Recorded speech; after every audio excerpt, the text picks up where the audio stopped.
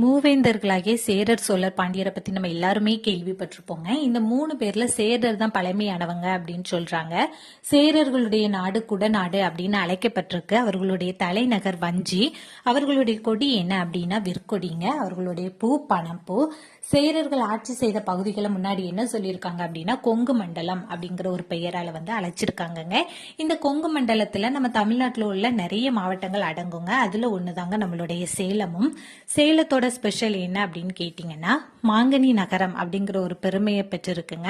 அது மட்டும் இல்லைங்க, இந்தியாவிலேயே ஜவ்வரிசி உற்பத்தியில நம்மளுடைய சேலம் தாங்க முதலிடம் வகிக்குது. தமிழ்நாட்டுல கைத்தறி நெசவு தொழில் எங்க அதிகமா நடக்குது அப்படின்னாக்கி அதுவும் நம்முடைய சேலத்துல தாங்க. அது மட்டும் இல்லாம சேலத்துல பால்பனை தொழிலாம் நல்லா நடந்துட்டு தான் இருக்கு. சேலத்தை பொறுத்தவரை நம்ம எல்லாருக்குமே ஃபர்ஸ்ட் ஞாபகம் வர்றது ஏற்காடு தாங்க. இந்த ஏற்காடு ஏழைகளோட ஊட்டி அப்படிங்கிற ஒரு பெருமையும் பெற்றிருக்குங்க. இது மட்டும் இல்லைங்க, இன்னும் நிறைய சிறப்பு பெற்று வழங்க